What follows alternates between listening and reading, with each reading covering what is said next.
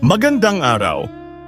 Sa video na ito, tatalakayin natin ang isa sa pinakamahalagang konsepto na humuhubog sa mundo ngayon, ang globalisasyon.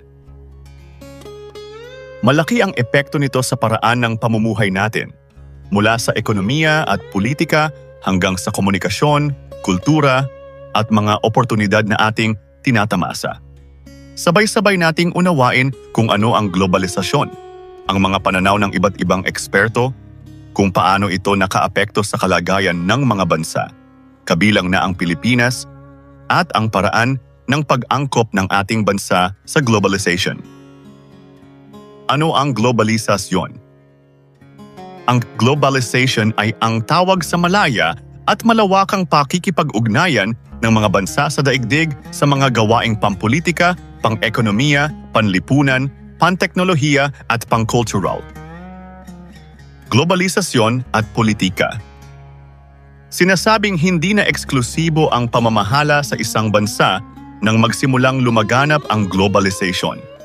Ang pangangalaga sa kaligtasan at kapakanan ng mga mamamayan at pagtatanggol sa mga karapatang pantao, teritoryo at kalikasang sakop nito ay hindi na lamang eksklusibong pananagutan ng isang bansa. Bagkus ito ay pananagutan ng isang mas malawak na institusyon. Ang ganitong kalagayan ay dala ng pagkakatatag ng mga pandaigdigang organisasyon dulot ng lumawak na interaksyon ng mga bansa tulad ng United Nations, European Union, Asia-Pacific Economic Cooperation, World Bank, at World Trade Organization. Globalisasyon at ekonomiya. Nagkaroon ng mas malalim na ugnayan, pinagsama-sama at pagtutulungan ang mga bansa sa daigdig dahil sa globalisasyon.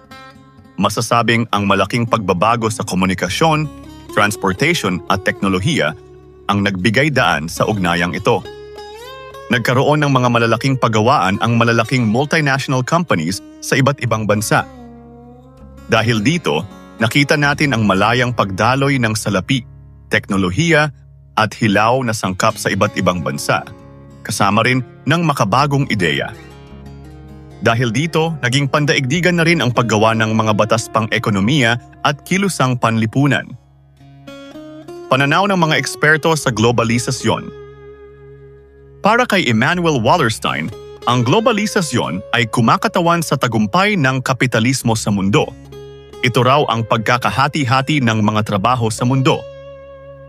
Ayon naman kay Anthony Giddens na isang sosyolohista, ang globalisasyon ay hindi lamang fenomenong pang-ekonomiya kundi isang panlipunang ugnayan ng mga pamayanan sa iba pang pamayanan sa daigdig. Ipinaliwanag naman ni Nayan Chanda na ang globalisasyon ay taal na nakaugat sa bawat isa. Ito ay manifestation ng paghahangad ng tao sa maalwan o maayos na pamumuhay na nagtulak sa kaniyang makipagkalakalan, magpakalat ng pananampalataya, mandigma't manakop, at maging adventurer o manlalakbay. Ayon kay Jan Art Scholte, ang globalisasyon ay isang mahabang siklo or cycle ng pagbabago. Maraming globalisasyon na ang dumaan sa mga nakalipas na panahon at ang kasalukuyang globalization ay makabago at higit na mataas na anyo na maaaring magtapos sa hinaharap. Naniniwalang may 6 na wave or epoch o panahon na siyang binigyang diin ni Goran Thurborn. Para sa kanya, may tiyak na simula ang globalisasyon. Kalagayan ng mga bansa sa globalisasyon. Ang kalagayan ng mga bansa sa globalisasyon ay magkakaiba, depende sa aspekto nito. Komunikasyon. Dahil sa makabagong teknolohiya, naging mabilis ang komunikasyon ng tao sa isa't isa. Ang mga information ay madali nang lumaganap dahil sa internet. Paglalakbay. Naging madali ang paglalakbay ng mga tao sa iba't ibang bahagi ng mundo. Taon-taon, milyon-milyong mga tao ang naglalakbay patungo sa iba't ibang bansa upang mag-aral, maghanap buhay, magbakasyon at mamasyal. Dumarami din ang OFW dahil sa paghahangad na makapaghanap buhay at kumita ng mas mataas na sahod. Popular na kultura. Ang estilo ng pananamit, musika, palabas, at mga babasahin ay nagkakahalo-halo na rin dala ng globalisasyon. Kasama na dito ang mga negosyong nagtitinda ng mga damit sa iba't ibang bahagi ng mundo tulad ng mga online shopping. Ito ay isang paraan sa pagpapalaganap ng popular culture. Ekonomiya. Naging madali ang pagluluwas at pag-angkat ng mga produkto at mas dumami ang mga free trade agreements.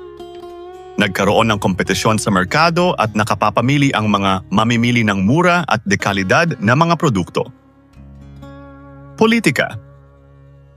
Nagkaroon ng mga kasunduang diplomatiko ang mga bansa. Nagtutulungan upang mapuksa ang iba't ibang krimen at humaharap sa iba't ibang suliranin tulad ng pag-angkin ng ibang bansa sa teritoryo ng kalapit na bansa na nararapat lamang pag-usapan at bigyan ng solusyon. Paraan ng pag-angkop ng bansa sa globalisasyon. Pagtutulungan ng pampubliko at pribadong sektor. Pagpapatupad ng privatization ng mga corporation na nasa pangangasiwa ng pamahalaan. Pagsusulong ng deliberalisasyon at deregulasyon sa ekonomiya upang makaakit ng mga dayuhang mamumuhunan sa bansa. Paglalaan ng malaking bahagi ng budget para sa serbisyong panlipunan.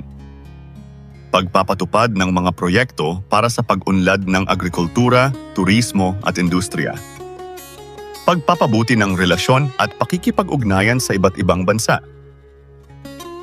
At iyan ang kabuuang pagtalakay natin tungkol sa globalisasyon, isang makapangyarihang puwersang patuloy na humuhubog sa ating mundo.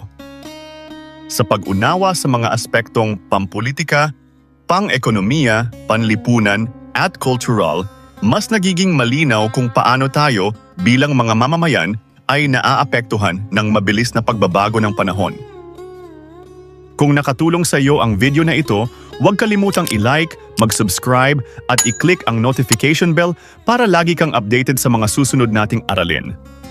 Hanggang sa muli, maraming salamat sa inyong panonood.